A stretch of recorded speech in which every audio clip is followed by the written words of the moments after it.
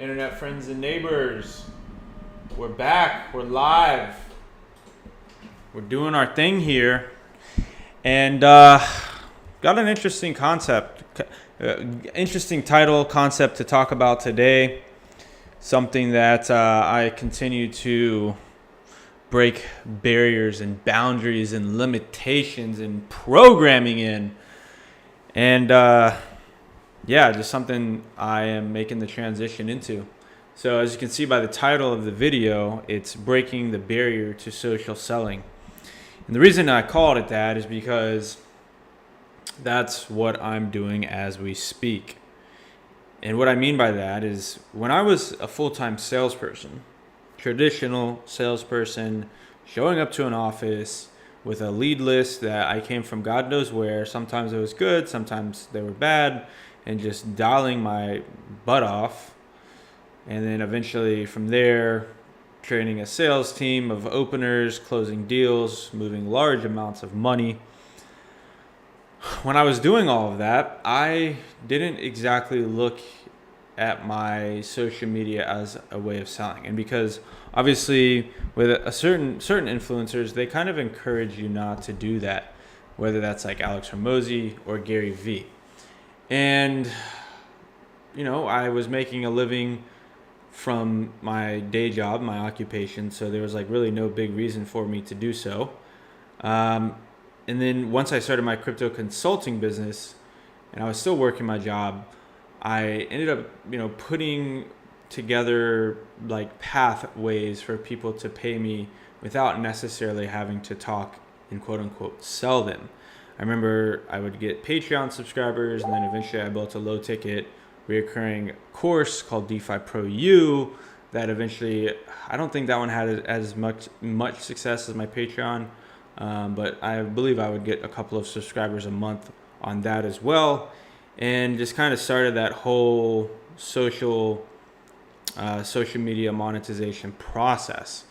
And, something that I've certainly come to realize, because I'm not at all advocating for you to sell, and like that's not my intention, is not to sell directly anybody, but I've just kind of broken that mental barrier of being like, hey, I'm totally against ever making money from people that I interact with and talk to on social media, because it's immoral and it's wrong and it's this and it's that.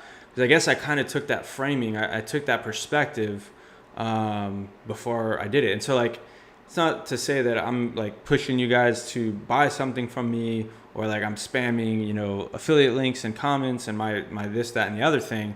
But it's really just, being okay with the fact that, hey, I'm going to connect with people on social media, and there are going to be people that, have a problem that I can solve, and I've got to be okay with that exchange of value.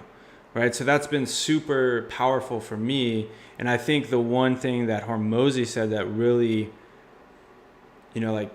gave me the confidence and gave me the mindset that it would, hey, it's going to be okay. Or like, I shouldn't feel bad about it or anything, was like, it's like, hey, when he said provide value in public, sell in private. Right. So I think that was a pretty big unlock and mindset shift for me. And something that, like I said, I've been breaking that mental barrier of like being okay, because when you really think about it, how many times have we gone to a networking event, and we go to a networking event with the intention of not necessarily selling somebody directly at the networking event, but with the intention of building that relationship so that over time, at some point in the future, maybe it is at the event, maybe it's sometime after the event, but you have trust, you have faith, like you have an intention of generating business from that networking event. And so when you look at it at that more traditional framework, and then what you realize that social media ultimately is simply a digital networking event that's like always happening 24/7. When you take that mindset approach, it becomes a lot simpler for you to start accepting and understanding and having the intention to, at some point, potentially have an exchange of value. If somebody has a service, or rather a problem, and you can provide a service, a product that it can solve, like there's no reason for that exchange not to happen. So that's kind of like my little intro monologue here. I was playing. I'm streaming from my webcam right now, and I was working on. The quality of my phone is significantly better.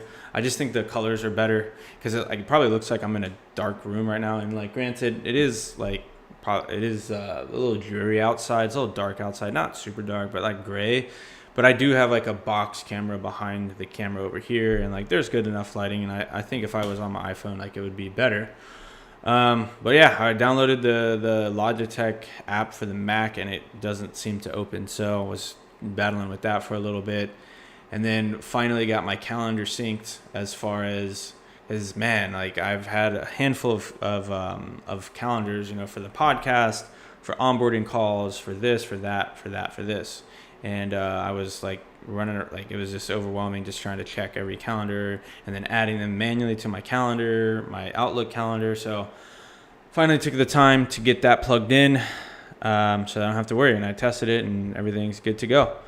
And so like beyond that, the one thing that I want to be challenging or pushing myself more to is, as you saw, and I'm probably going to go ahead and repost this without sharing his post because apparently it just doesn't seem to circulate too well in the Meta algorithm.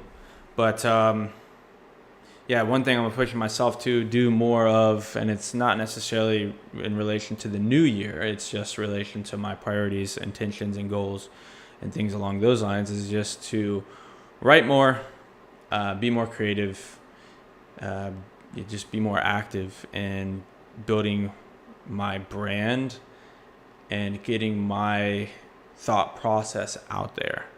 Because what I've realized in the evaluation of like all these thought leaders and influencers, it always seems like a chicken and an egg thing. It's like, what makes these influencers the influencers? Especially in like the business sense. I think in other senses it's a little more cut and dry.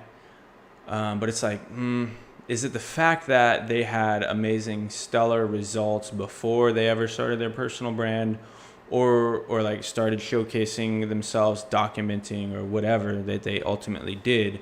Or was it just the fact that they understood and took advantage of the leverage, and they understood the leverage and the opportunity that social media and that a camera ultimately provided?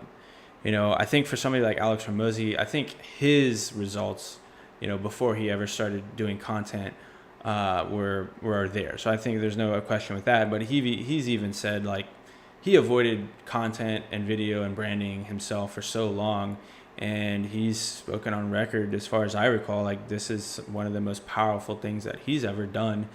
And I don't know if he said he wishes he got started sooner, but I can only imagine that he probably would say something like that, because there's nothing cooler than seeing like these YouTubers like when they were young and what they were doing, whether it's in a business or like just the YouTuber, a more general YouTuber. Like it's always cool to see that progression over time. So yeah, I don't think, and when you come across as someone who's not presenting yourself necessarily as the end all be all expert, I saw something that was pretty enlightening when you're sharing like when you're sharing your observations, you're sharing your experiences, like that's how you can ultimately lead people. If you're not that expert, that world renowned brand, yeah, it's like you share your observations, you share your experiences, and that's what ultimately cultivates you as the quote unquote expert. And so, yeah, that was a really cool video that I came across. It was actually an ad, funny enough. So that was pretty cool to see and understand that systematic approach to like, okay, here's how you can share observations and your experience without trying to position yourself necessarily as the expert. And by doing so, you're creating like relatability, you're getting attention, and it resonates with some folks. And so that's where we are. And going back to the whole thing of the whole live stream is like, man, I am breaking the programming of equating input because with my sales background, I equate input of output, right? Talk to a person, say the right words, get money on the outside. And it's like, okay, how can we take that and apply that to a larger scale? Maybe that's, my implementation of that is this.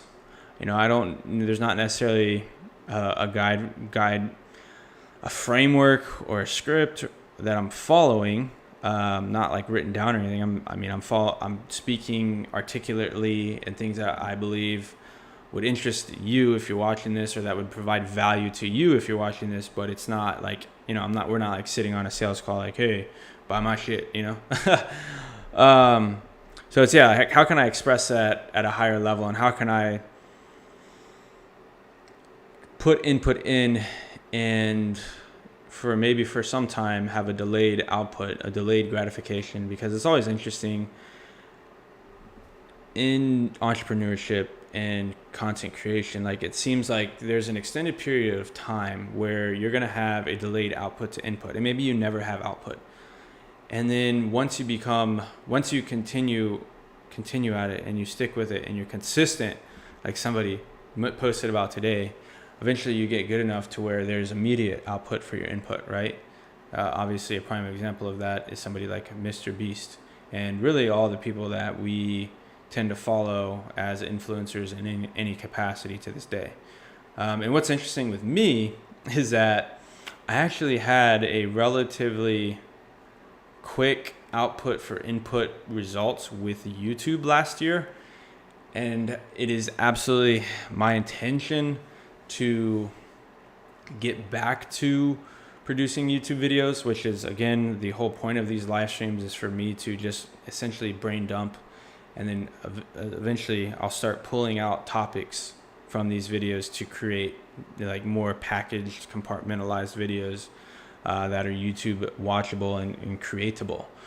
Because it's interesting how people don't always necessarily, just to give you an example, I was talking to one of my partners / clients of Sidra.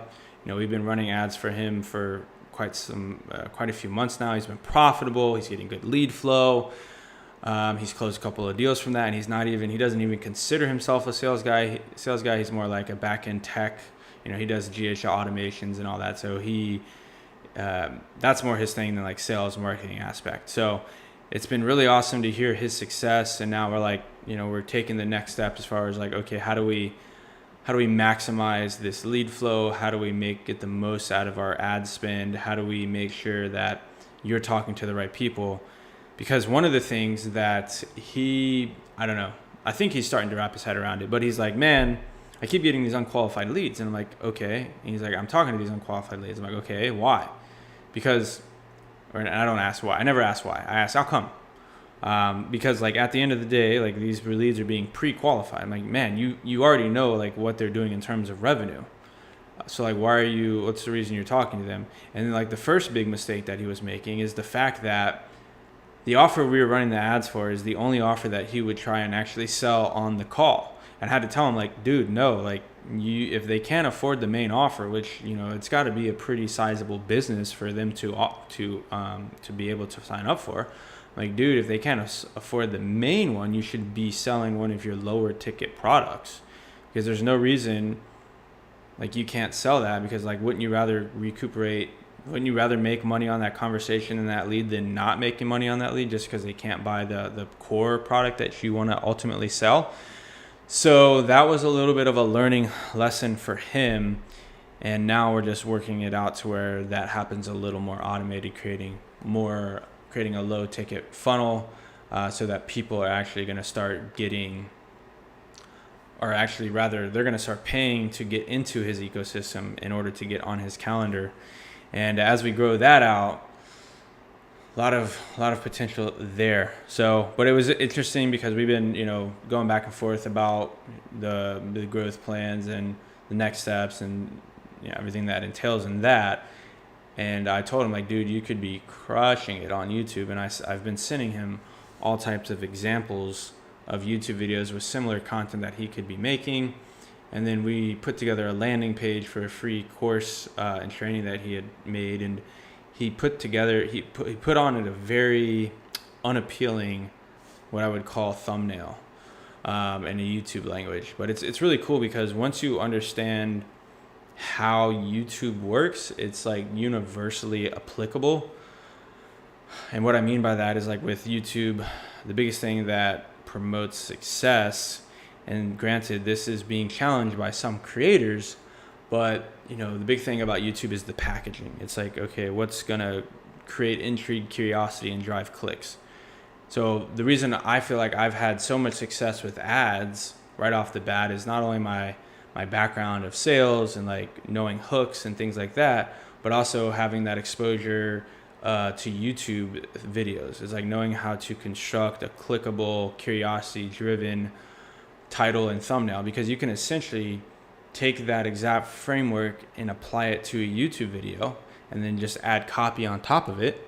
And what's cool about YouTube ads, and big reason I love them, is because, or ads in general, not like YouTube ads in specific, but the reason I love ads in general is because it's just exponential. You have ultimate leverage. Like, once you don't have to worry about, whenever you upload a YouTube video, like, that's a constant. Like, okay, you've uploaded that one video, now what's the next video? Now what's the next video? And that's just like a constant cycle, right? Like, every YouTube creator is going through that. And I've just been kind of seeing that there are a lot of pretty big YouTubers that are getting burnt out because, creativity, man, like, it certainly takes a lot of brain power to create something from nothing, or at least create something new from something old. So yeah, a lot of people on YouTube are just like kind of retiring, but what's cool about ads is the fact that if you can crack that once, like, there's a much more significant timeline between when you have to find this working title and thumbnail between the next, right? Because like for this ad, we've been running it for probably like 3 to 4 months, and it's not fatiguing at all. In fact, we're actually starting to get, somewhat even better results now that it's a couple of months old. Now, granted, it's not a buku bucks budget, but the fact that we've just been letting it run on autopilot now for the last 3 to 4 months, he's getting people intrigued on his list and his offer in general. He's gotten some of those people that maybe didn't book a call to show up to his live training that he did recently. So yeah, I've just been kind of explaining to him, like, hey man, like, this is the first step. We validated. We've got your leads coming in. You're getting sales calls booked. You're getting sales closed. Not everybody's going to be qualified off the bat. Now first of all, start selling those people that aren't qualified for the main offer, downsell them to a lower ticket offer, so at least you're making your money back and then some.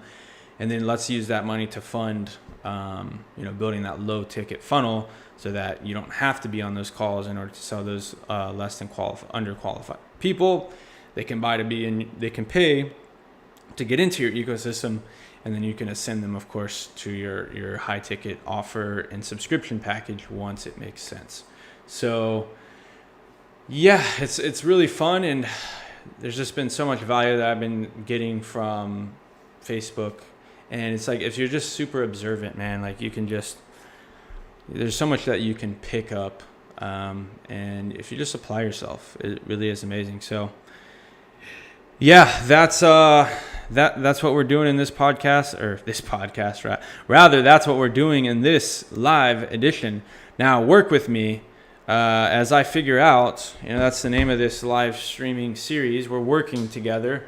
I still am wrapping my head around the fact whether this is working or not. I mean, it is, because people make full-time livings doing this all over the place, whether that's on TV, on YouTube, on whatever platforms where people are recording and talking to themselves, whether it's live or pre-recorded. So I'm just fighting that. I'm fighting to program myself to do that. So if you're watching this, I certainly appreciate you. And what I'm trying to do now is figure out where these streams are. Here we go. Boom. All right, cool. And then if I go here, where is it? Shoot. On YouTube, on whatever platforms where people are. All right, so Here we go. Edit. There we go. All right. So we made it to that area. Whew. So yeah, and I'm just working on creating a singularity, right? Because as I mentioned, for so long, being in my traditional sales career for 5 or so years, I kind of saw my social media profile as a separate entity from myself. And certainly to a degree it is, but now I'm working on creating that singularity where it's like, and not saying that I was somebody different on social media. I certainly express myself the same way that I would in person, but like conceptually I saw them as two separate things. And so now I'm working on creating a singularity where there's no distinction between myself and my social media presence and profile and brand, if that makes sense. So this is something internally that I'm dealing with, or not dealing with, but working through and breaking through with. So, because yeah, it's like I have no problem having private conversations, and like I articulate myself a lot better in private conversations. But sometimes when I go to do it, like that post, you may or may not seen it, but sometimes when I go look at an empty sheet of paper, I get like writer's block, which is the reason I started doing this live stream, is so that I can just simply get out of my head what's on my head, out of my head. And if somebody tunes in and watches it, gets some value, that's freaking amazing. If somebody doesn't and they don't, that's cool too. At some point, I am going to be going back through these videos and pulling ideas for the YouTube videos out.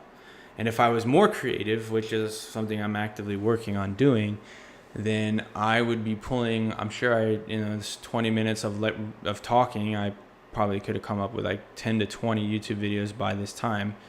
And I believe I did get some intuition of a YouTube video that I could create.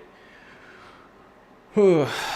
Well, I could always talk about the 5 steps of high ticket sales, because that's something, man, that I think so many people don't necessarily understand, especially if they don't come from a traditional sales path, which that's one thing that I am grateful about, is that being in the quote unquote trenches of traditional sales, like I have a really good insight on the micro level, but also the macro level. Like I feel like I have a very good ability to go from micro to macro and move. I'm very fluid in that.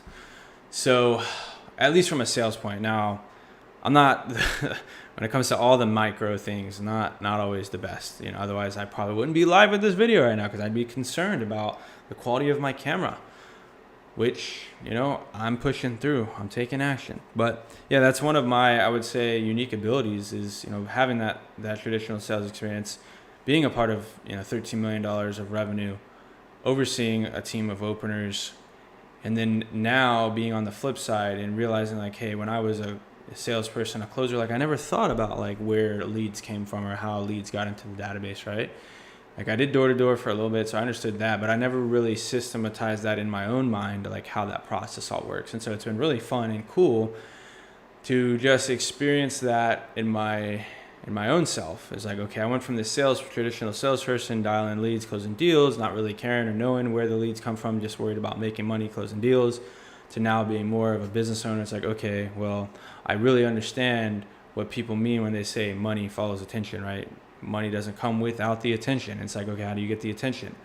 And then when it goes into the attention and then converting that attention into a potential prospect or a lead, and depending on the business model that you're in, that can either be like totally evaporated, or if you're more so in high ticket sales, like there's going to be a 5-step process of the engagement, right? So like first and foremost, the first step is obviously attention, but attention ultimately results in a lead. Like that's the tangible outcome of getting a attention from a business perspective standpoint. If you're just a pure creator, you sell attention. But if you're a business who generates their own attention, the first real step is like an inquiry, a lead, a hand raise is what I like to call it. Like you're just getting someone to raise their hand and say, hey, I have interest in what you do as far as a product and or service. or maybe you're resonating with them from a pain standpoint. Like, man, I do have that pain. What's out there for me? And that goes, so that's really the first step after you getting the attention, is getting the inquiry, getting them to raise their hand and say, yes, that is me. From there, it's about getting them engaged. So these are the 5 steps that I take. I kind of walk my clients and partners through when understanding, like, from lead to conversion from a high ticket sales perspective. Is like, okay, number 1, you need the attention first. That comes from marketing. Sales doesn't get attention 99% of the time. So attention, which converts into a hand raise. And if you think about it in the sense of like a teacher and a student, when a student raises their hand, what are they doing? They are making an inquiry, right? They have a question. They need information. So the next step of that process is to be a teacher, because you as the business are the authority, right? So you are kind of like the teacher in that student-teacher scenario. It's like when your prospect or student raises their hand, your job as the business is to call on them as the authority figure and engage with them, right? Have that conversation, have that discussion. And that's what we track. We track like leads to engagement, and engagement is positive engagements, right? These are not just people that are saying like, hey, screw off. These are people that have expressed a pain or interest in the solution that you have to provide, or expressed pain in the problem that you solve. So like once they are engaged, then you're having an actual conversation to see from there if your solution would be a good fit for them. And then, depending on the business, from there, you're either, most of the time you're booking an appointment. If it's a higher ticket sale, maybe you do a quick little 5-10 minute intro call, and you're booking an appointment. And then so that's the third step. Fourth step is to obviously show the appointment and have that more in-depth discussion, the actual sales call itself, to where they're ultimately making that decision, and you're helping them figure out if that decision with you is the right way to go. And then from there, the fulfillment of the service and or the product starts, which is something that, being in traditional sales, you don't really have to. It's not something you necessarily have to be worried about when you're selling, especially most of the time in my professional sales career, I never really had to worry much about the back end fulfillment, very minimally. And so that's a big part of the business as a business owner, is like you need to make sure that what's being provided, offered, and sold is actually being delivered on into a satisfactory degree. So, and that's ultimately the 5-step process in terms of from the marketing to sales part. And as you get more efficient and you grow, you can turn leads and prospects, instead of doing an intro call, 5 to 10 minutes to book a call, you're just taking them through a VSL, and they're self-booking their appointment. And you're building out, instead of getting a lead or a prospect, you're getting a customer who's already buying their way into your ecosystem. So you're just continually evolving in that business cycle, that business process, until it's optimized. And creators have it, it's kind of the best way. They just get attention. The best creators have built the most optimal machine, which is like get the attention and sell. And all they do is they sell the attention, and the smart ones are actually directly monetizing their that attention themselves, because they realize that's more profitable. And that's something that's really interesting about the creator economy, because you always wonder like, this creator economy is not self-sustaining in the fact that if they're just relying on brand deals and sponsorships and AdSense and this, that, and the other thing, like, if those businesses weren't there to be paying that, those creators wouldn't get paid. They wouldn't have any incentive to create. Now, granted, they would probably continue to create, because there's not always just a pure monetary motivation behind creation. In fact, I would say in 99% of the time there isn't, but they obviously wouldn't be able to produce to the same volume that they do currently. And so the fact that some of these creators are getting smart, they're becoming business people, they're doing a killer job. Obviously there's a lot of these big influencers that are directly monetizing their audience. And so, yeah, it's always interesting to look at and observe and reflect on. So Yeah, just a little insight as far as what I've been seeing, and that's the ultimate goal, is to get to that point. That's what the biggest companies do. Like, they don't, nobody, and you'd actually be surprised though. Consumer facing, a lot of times they're not trying to hard sell you, or like they're not trying to sell you. Like, you're never getting a call from certain brands, but on the B2B side, that's where all of that happens. So there's just so many dynamics, so many complexities, but it's always cool to observe and think about, okay, how can I apply this to me, my situation, and my business?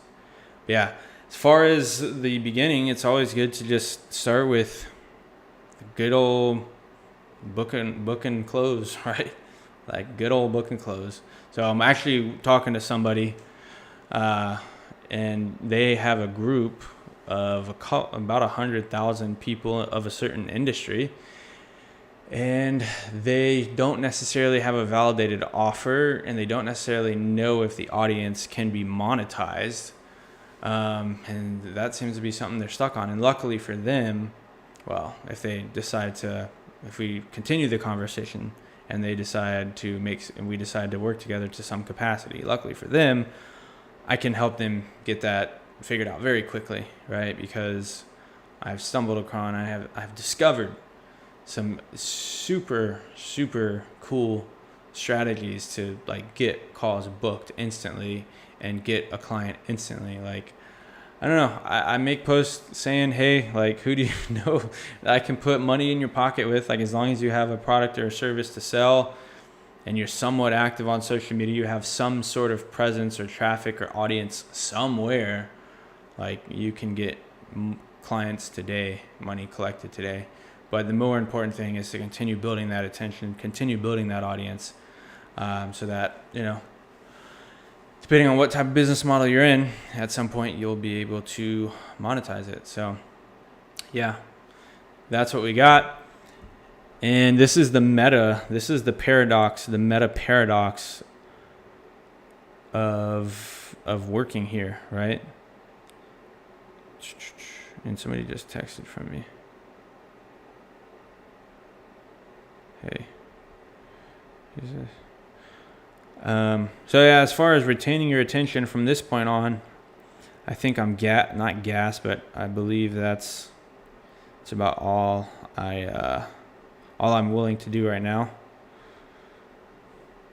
So now we're just gonna, and I'll keep talking just out loud, but as far as the meat of the content, and I probably shouldn't tell you that, but that's probably it. And if anybody starts commenting, we can start some conversations in here.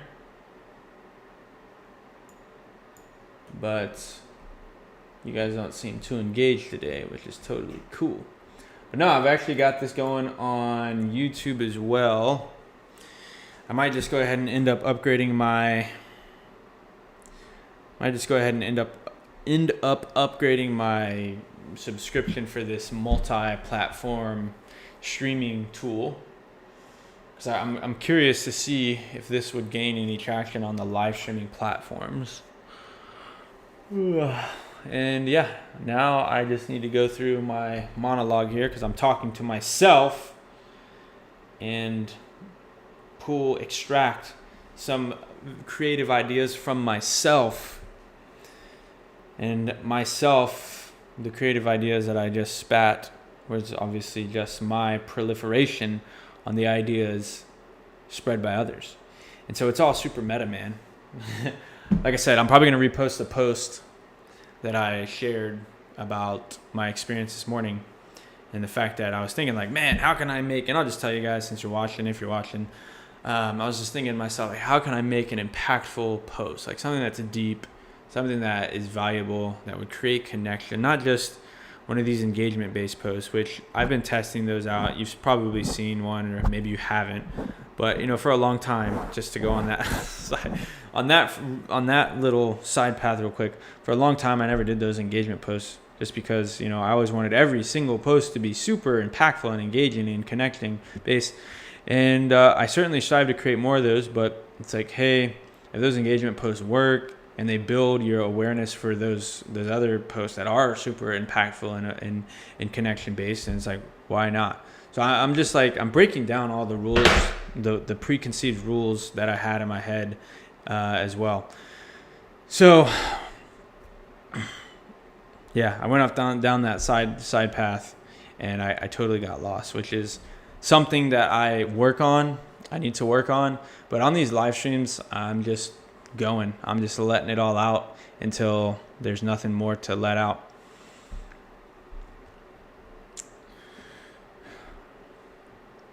So yeah, that's it. And I keep saying that I'm going all the way until I go all the way out.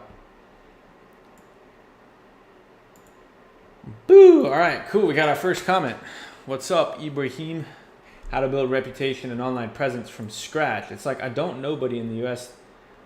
It's like I don't know anybody in the U.S. as that's where my target customers are. It's hard to build genuine relationships. So yeah, that's great. That's a great question, Ibrahim. I'm glad you asked that, and I'd love to answer it. Now I don't have to rely on just my own thought juices and creative flow. I have somebody to bounce ideas off of. Cool. So, well, first of all, I would say Facebook. I mean, get involved. I'm sure you are, but like just get involved in various groups where your target customer is. Get involved in groups. These whatever your target customer is. Interact with them. Comment on posts.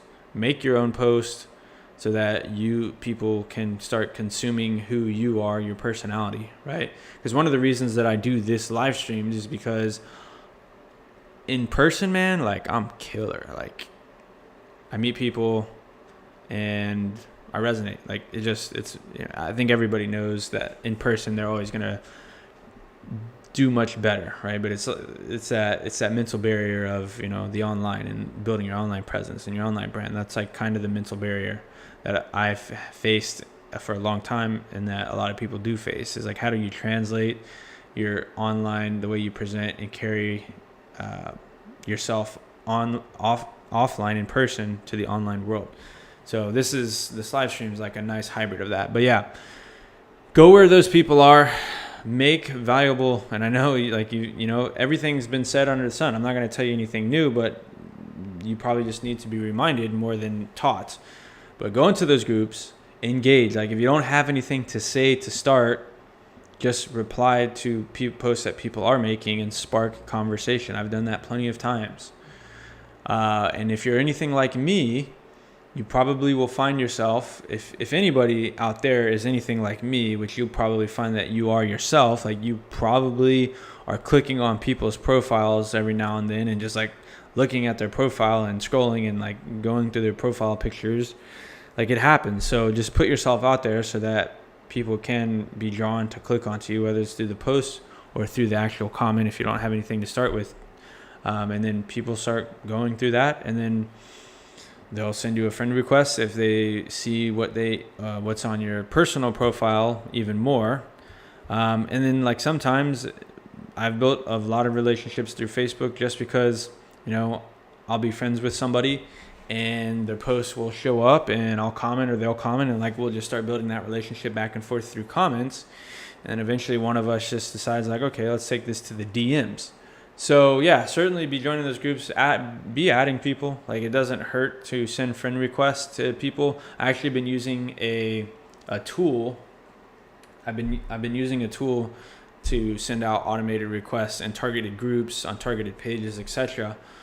Because number one, it gets you awareness, right? It gets you that attention. If somebody sees that request come through, they're at least going to take a look at your profile to determine whether or not they want to reject or accept. So even that action in itself, just sending out those friend requests to people in those groups that you're a part of, is going to get you that awareness and that attention that you ultimately need to drive that brand and that relationship that you're looking to build.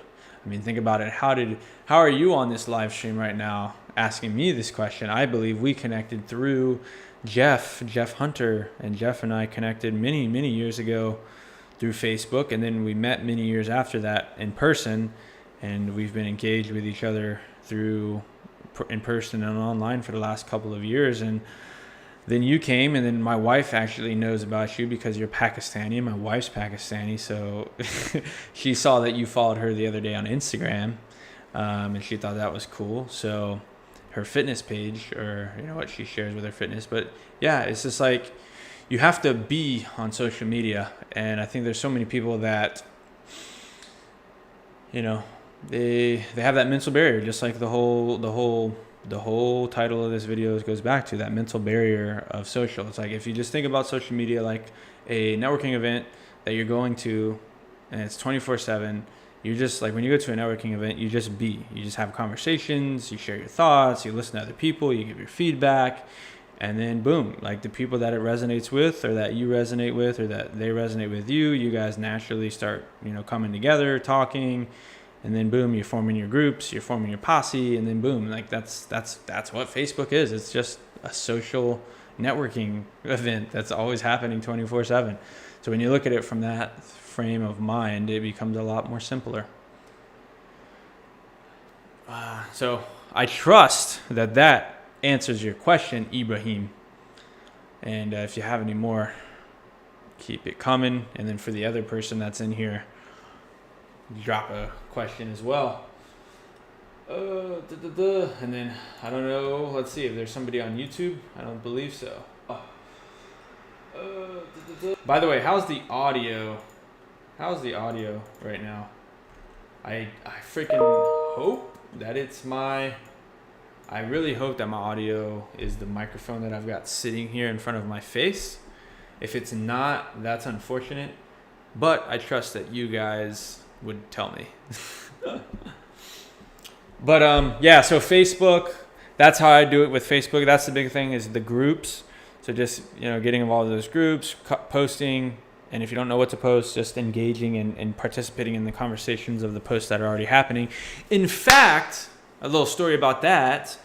Funny enough, yesterday I'm in this so that's really interesting. So I'm in this group. It's a freaking high level people, man. And like, if you're in it, I think you know what the group is. I'm going to plug my own group just cause, but no, I'm in this super high level group, and someone commented on the group creators post, and I don't know what exactly I did. This was literally yesterday, but I did something along the lines of, they asked a question in the comments. I responded to their question, which led me to their profile, which led me to their site, because they had a link site, and I went to their site and I was just kind of checking it out, and I was stuck scrolling, right? And I couldn't scroll. So I was like, oh, that sucks. Like, let me let this guy know that his website's like not scrolling. So I was just like, hey man, I was on your site and it's not scrolling. And he asked like, oh, thanks for letting me know, like what device, all the technical stuff. And then he asked if I help with the thing that he commented on that post about, and then he just asked for my calendar booking link today.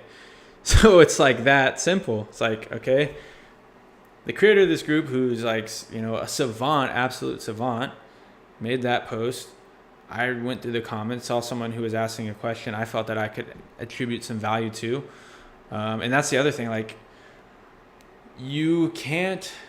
don't be relentless, man. Like, don't, just because there's other people out there that are maybe doing something similar or are in the same field, like, don't reduce yourself in the presence of others. That's something that I really had to work on myself, because I certainly used to feel like, well, man, if somebody's already doing it and they're way better than me, like, what's the point of me, trying, because they've already done it. But it's like, that's totally the wrong mindset to have. It's like, that's how all the innovation happens. Because if someone never tried to be better than the best, then how would we ever have new ideas? We wouldn't. So don't minimize yourself in the presence of what you would consider greatness, or people that you look up to. Share your thoughts, express your thoughts, because everybody has their unique own take. And so, yeah, he commented and I replied, despite the fact that it was the creator of the group's post, and boom, we just now potentially a booked call, and that could potentially lead to, depending on where things go, a multi-5-figure client, right? And it was just simple as reading the post, reading his comment, replying to his comment, checking out his website, and then sending him a message saying, hey, your website's broken. And now it's a booked call. And so it's like always those things that, it's like, man, that's the crazy thing. It's like you just be, man. Like when you just be, things just become seemingly so much more simple. And that's like the contradiction that I find of myself. It's like, and the two sides of myself is like, okay, well, it's like this very strategic and like intentional. Like I have one side that's like this very strategic and intentional and like assassin. Like it's like, okay, this is calculated. Boom. And then there's the other side where it's like, okay, man, I'm just gonna be. And I don't know. Like sometimes, it's a lot simpler to be. And it's just cool to see the fruit of your labor of just being, right? So yeah, man, just be, engage, share your thoughts, share your comments, and that goes for every platform. But in Facebook, strategically, tactically, intentionally in Facebook groups, and then driving people to your profile, making sure you have content that would resonate with them on your profile. And getting them to, I'm trying to find the word, it slipped my mind, compelling them to send you a friend request or follow you or click whatever. But if you're curious, I don't know, like I said, I don't know if a lot of people are like me, but I get very curious about just other people, and I check out their sites and stuff and their profile pictures. Like sometimes I'll just go to I'll go look at someone's oldest profile picture to their newest profile picture. Because some people have photos back to like 2008, and it's kind of wild. In like one degree, it probably is a waste of time, but in the other degree, it's like, no, this could potentially contribute to our relationship at some point in the future. So, yeah, man, just be. But yeah, strategically, tactically, Facebook groups contribute value one way or the other. Drive engagement, compel people to go to your profile, compel them to add you as a friend, compel them to follow you. And then through your profile, share your message. And then from there, and obviously have conversations with people in the DMs. And you'll find yourself getting booked appointments through engagement on social media, which is, I think, what I believe. I mean, that's certainly what I'm after. And I believe that's what a lot of us who are actively pursuing building a brand and a business through digital media, social media, that's ultimately what we all intend to do.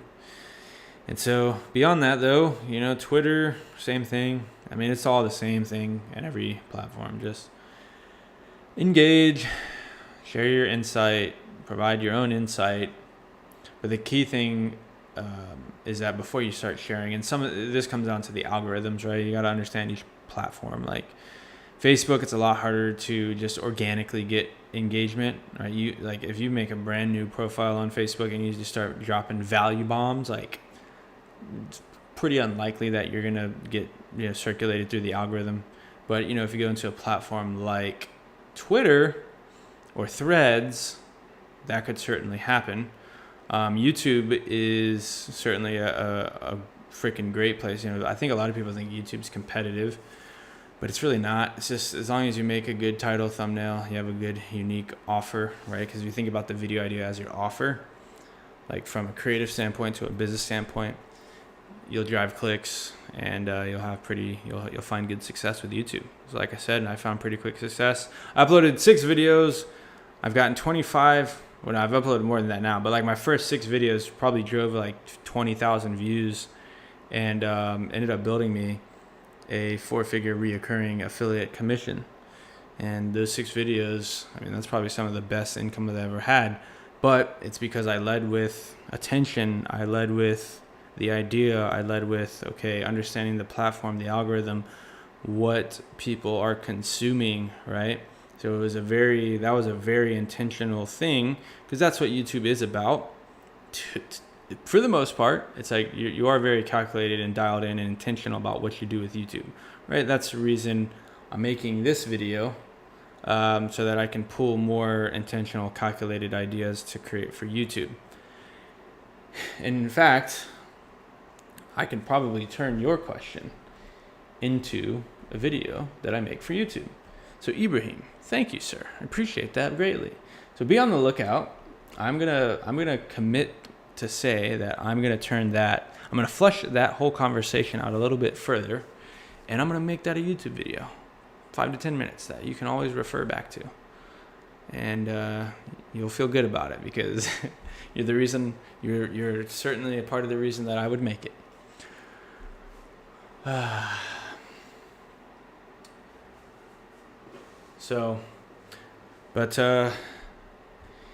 Yeah, that's it. So how you guys feeling? I know, Ibrahim, you've been hanging out for a bit. Appreciate you, man.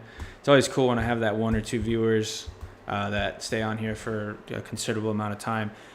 Don't forget to be working while you're listening to me. Like, we're working together. And this is the meta. It's the meta paradox. And I don't mean meta by Meta the platform. I mean meta. I don't even know what that word means. Like, always people say, like, that's meta. I still really don't know what that means. So what I'm going to do is Google it. Or maybe I should be ChatGPTing it. What does meta mean? Here we go. Yeah. Let's see all right. So of creative work, meta is referring to itself or the conventions of its genre. Self-referential. Okay. The enterprise is inherently meta since it doesn't review movies. For example, it reviews the reviewers who review movies. Yeah, so that's like the coaches who coach coaches on how to coach. That's like the coachception or the affiliateception, right? The affiliates who, have a course on how to make 5 to 10K a month, but the only way they make their 5 to 10K a month is by promoting that course that by you going through because you got attracted by the headline and the title, you're building their income. It's just so meta, man. Like, that shit, it really breaks my head. So to be super clear, I do have sometimes my business is doing 6 figures and I don't have an affiliateception course yet. I'm working on it. I'm working on how to be the most meta. Like, I want to be the most meta that there is. And it concerned a deep, dark thought. That's crazy. Oh, I don't even know if I should share it with you.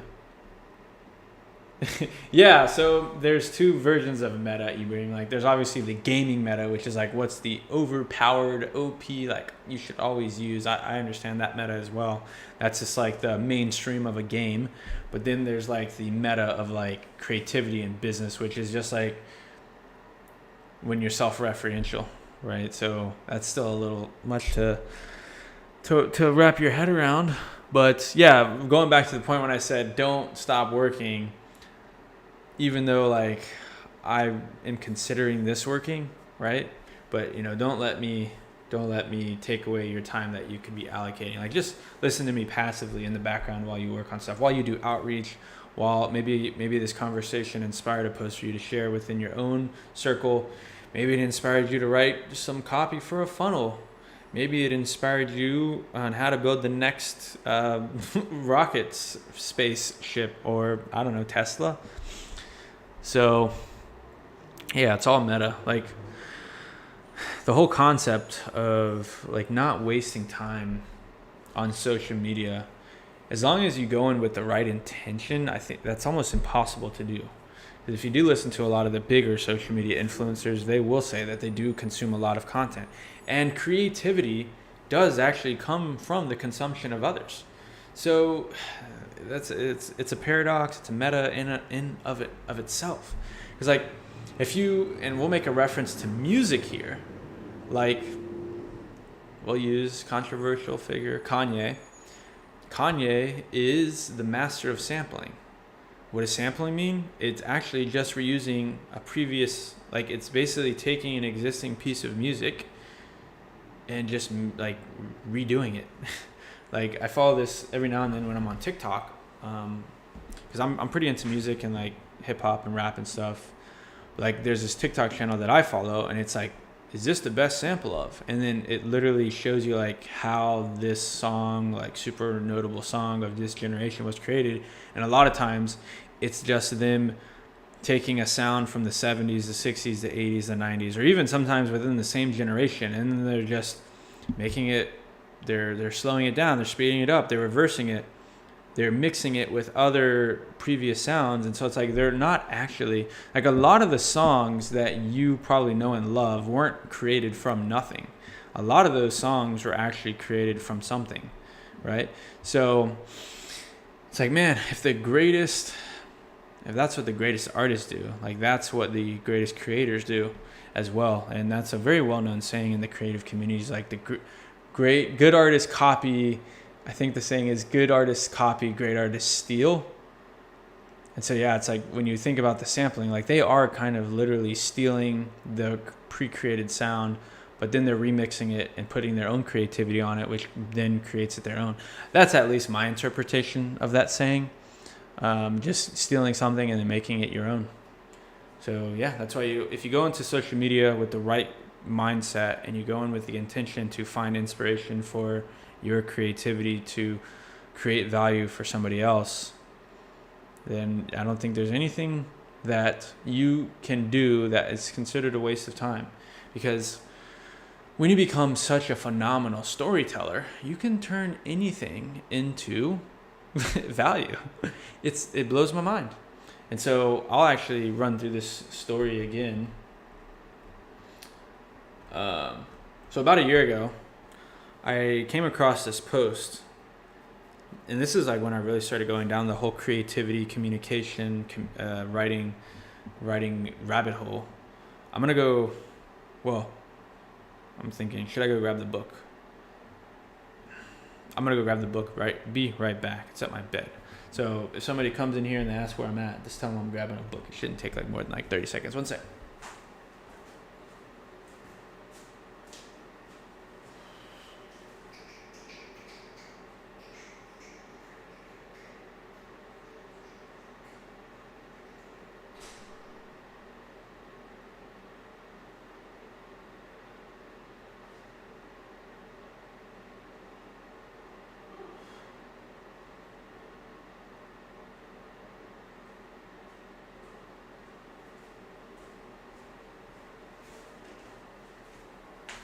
All right, cool. I'm back.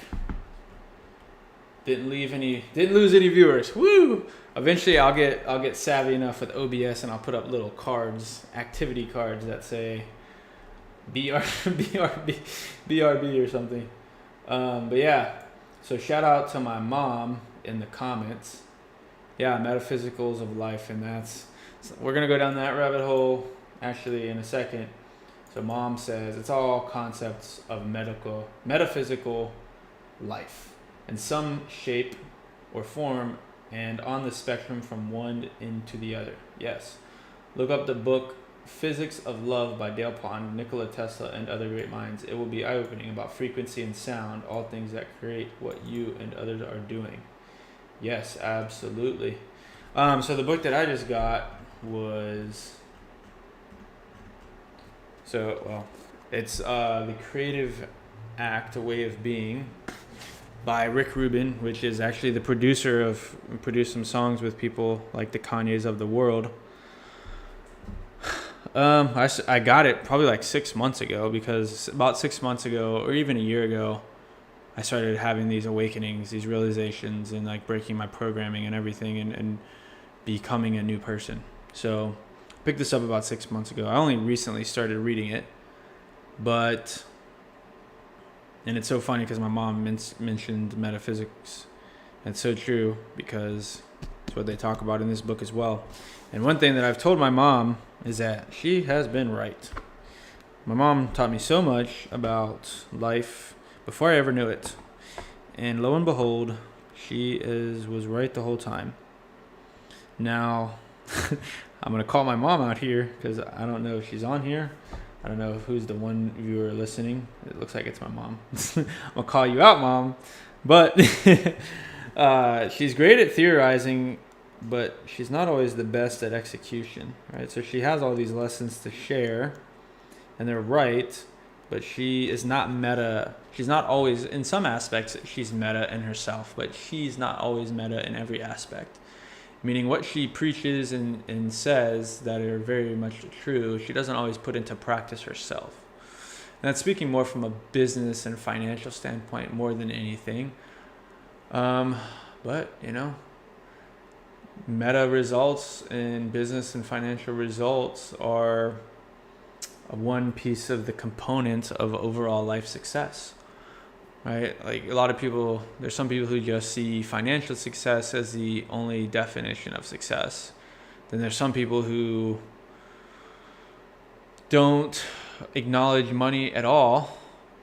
But at the end of the day, I believe that for a well-balanced, successful life, health, wealth, and love are the trifecta of things that you want to have, right? So I think that's ultimately what we're all in pursuit of, is optimizing health, wealth, and love. How can we look and be the best in terms of health? And that obviously breaks down into mental health, spiritual health, physical health, there's so much that comprises health. And then love, there's love, like that's family, that's friends, that's a spouse. These are all the components of each triage. I forgot what I said earlier. And then we have financial, we have success, a component of success is those other two aspects, but then there's also the financial success, right? So all three of those, you can break all three of those segments down into the super micro and the very menial levels of success. But I think the people that we respect the most or look up to the most certainly have the most probably the most success in all three aspects of life, breaking down into every component within. Those people typically tend to be the ones that we look to as thought leaders, and I think what we're ultimately all in pursuit of, right?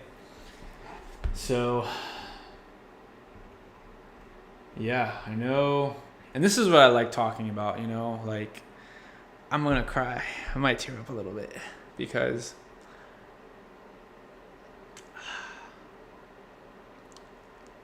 I know maybe you can't see it, but I am kind of tearing up right now. But this is just so, just being in this moment right now is just so empowering.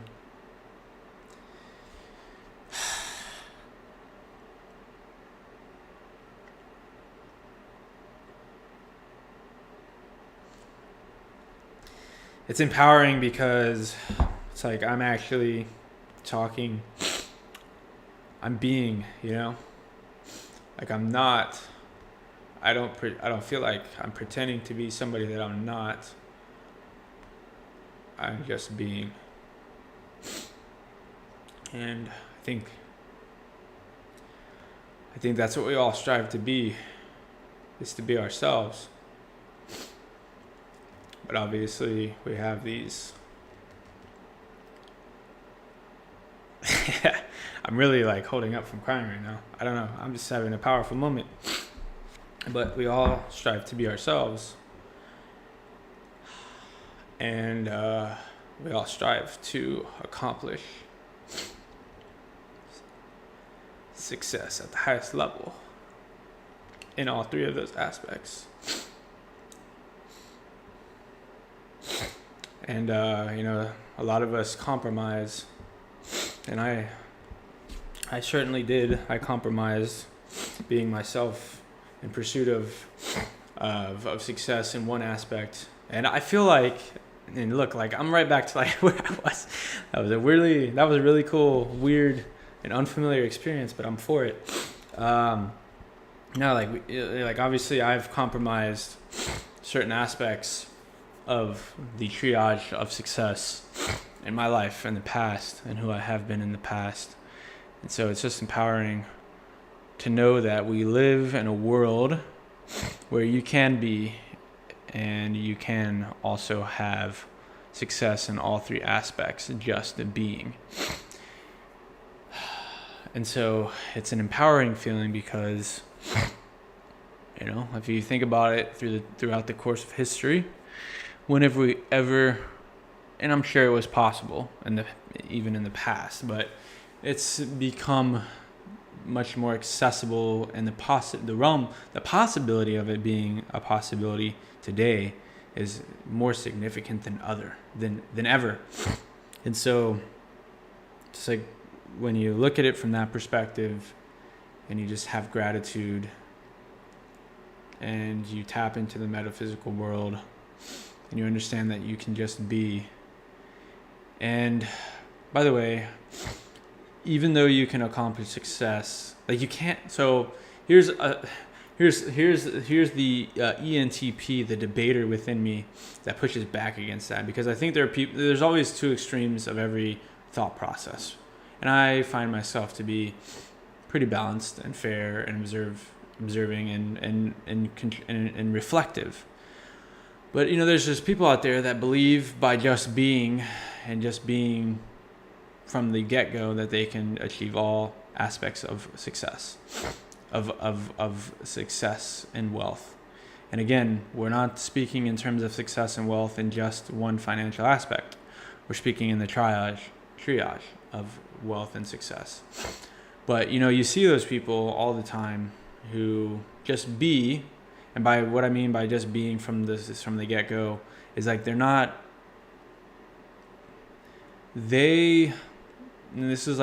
this is how we see all these like one-hit wonders of social media happen.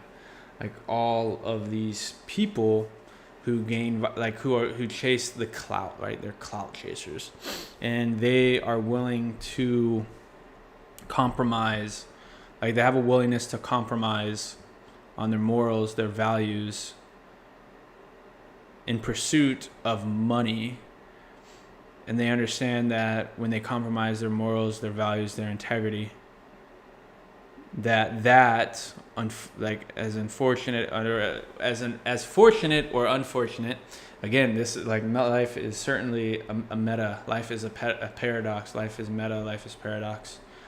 But like when they compromise certain in other aspects of their lives in pursuit of success financially, like that shows. Because just an example is like the Island Boys, and I don't know them personally, but it obviously seems like they certainly went beyond the limit. They pushed themselves beyond the limit, and they got their quick hit of success and their clout and their attention, but it's quickly falling off. Right? Is it sustainable? Right? Because that's the other thing. Like, sure, you can take that big swing, and sure, you can you can go to the absolute extremes, but can you keep it up?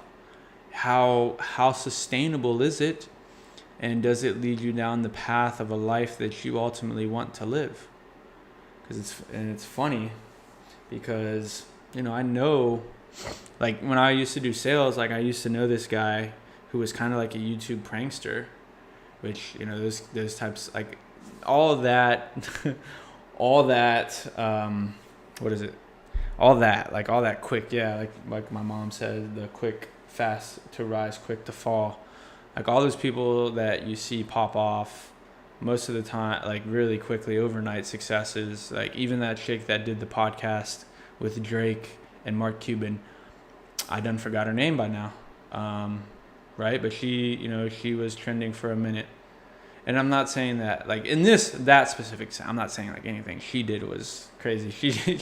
She had a very interesting twist on. She's just had a very blunt sense and dry sense of humor, which it's always about just garnering the attention.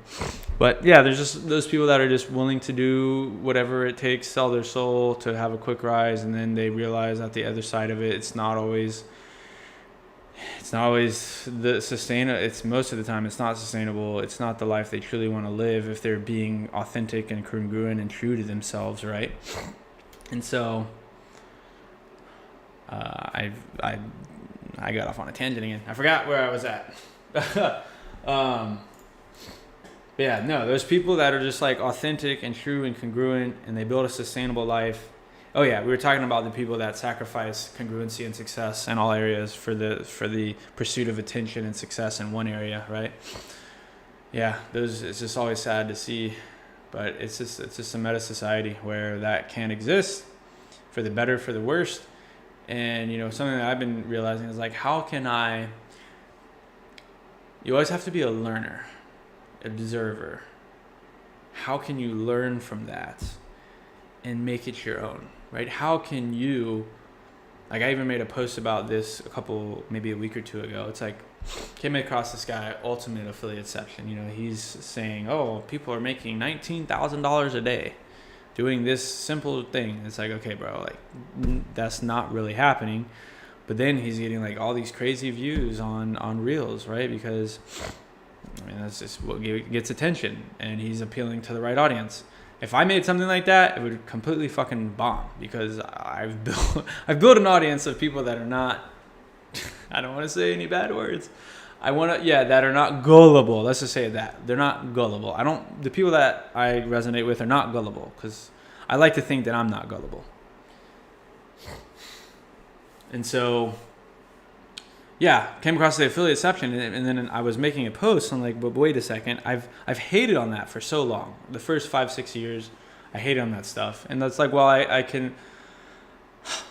can still not while I can still not like it, what can I take from it? Like, how can I get out of my comfort zone? How can I push my envelope to where it is more attention gathering and seeking and getting, without compromising my morals and values, right? Without going beyond the edge and going off the cliff.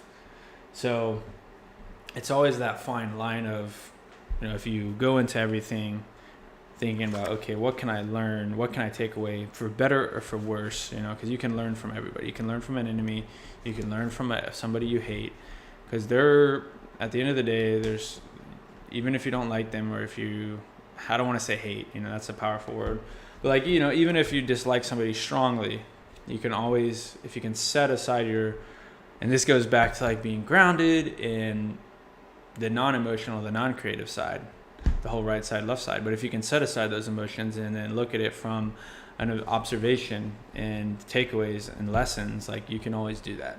So and that's what we're doing, and that's what inspired this entire live stream, is the fact that there's all these kids, these young adults, these young kids, young people streaming, providing zero value to their audience other than entertainment. And again, I'm wrapping my head around value. Entertainment is value, right? Because if someone's consuming it, they're making the conscious decision to do so, and it's valuable to them. So what I would consider valueless, mindless entertainment. There's those younger people making buku bucks doing that. And I just want to do my part in the world to capture some of that attention myself, but to direct it towards a more positive and more valuable, more positive and more valuetainment. That's the YouTube channel. But really push it more towards that. And do my part, which is, why I've encouraged Faiza, my wife. She's certainly been coming around the idea of being more active on social media and sharing some of her fitness journey. And, I think one of the big things that, for me at least, that I encourage her to continue doing so is because it's like, well, you have to be a force. We see all of this mindlessness happening, right? We see all this, what a lot of people would consider stupidity, or whatever that exact word is. But it's like, if you're not doing your part to counteract that, then you're just a bystander at that point, right? It's like, what are you doing to become a force for good? What are you doing to become a force for good and influence people positively? You can sit here and you can consume the negativity and you can hate on it, but what are you doing to counteract it at the end of the day? And so I think that has certainly been a big motivating factor in just doing this live stream, is counteracting and contributing to redirecting some of the attention to positivity, to value, to learning, rather than just letting people become a slave to the algorithm, a slave to creators. Obviously,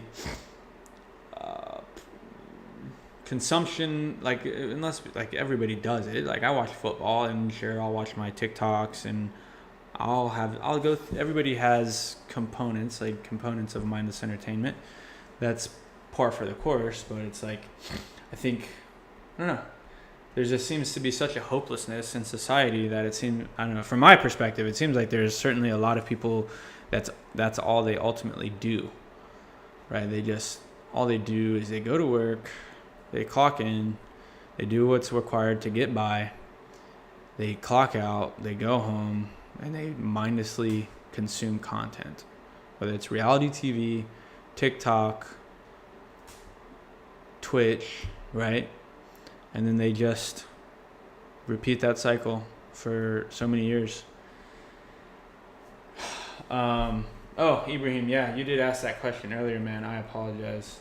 Actually, I appreciate your patience. I have nothing to apologize for. I appreciate your patience. Reframing everything.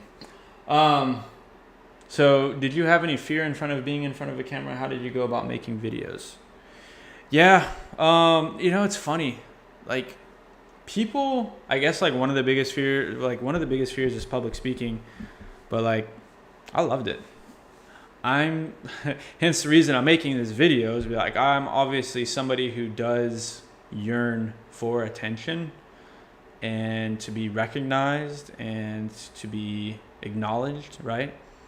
So it was never a big, like, I spoke on stage, like, yeah,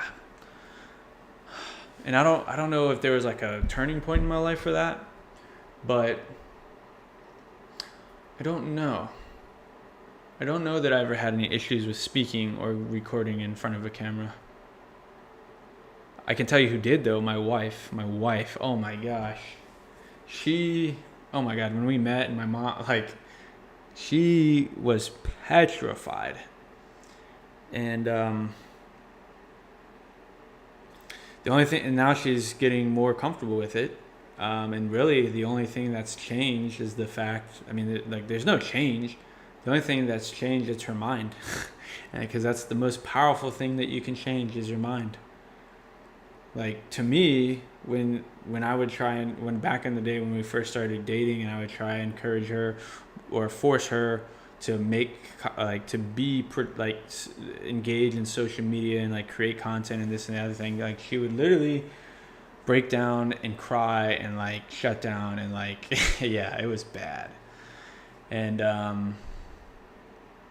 just over the years of being with me, I think her mind has changed. Her perspective has been shifted, and now she's a little more comfortable. She's not the most she has confidence.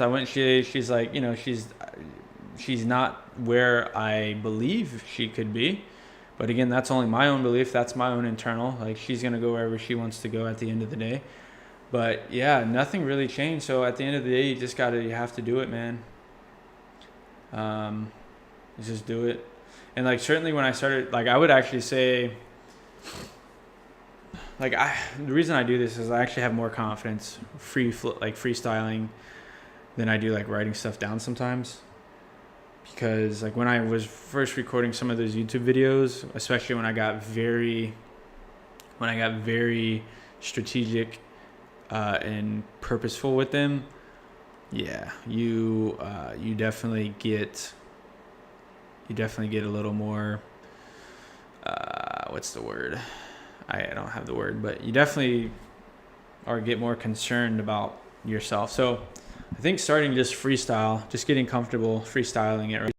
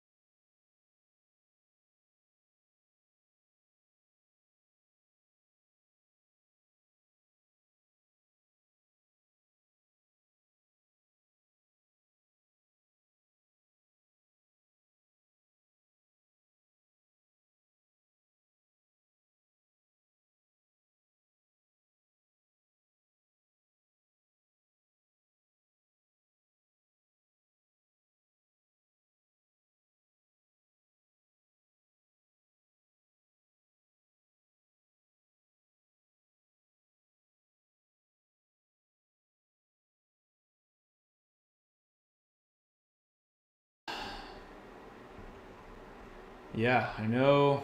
And this is what I like talking about, you know, like I'm gonna cry. I might tear up a little bit because this is what I like talking, you know, like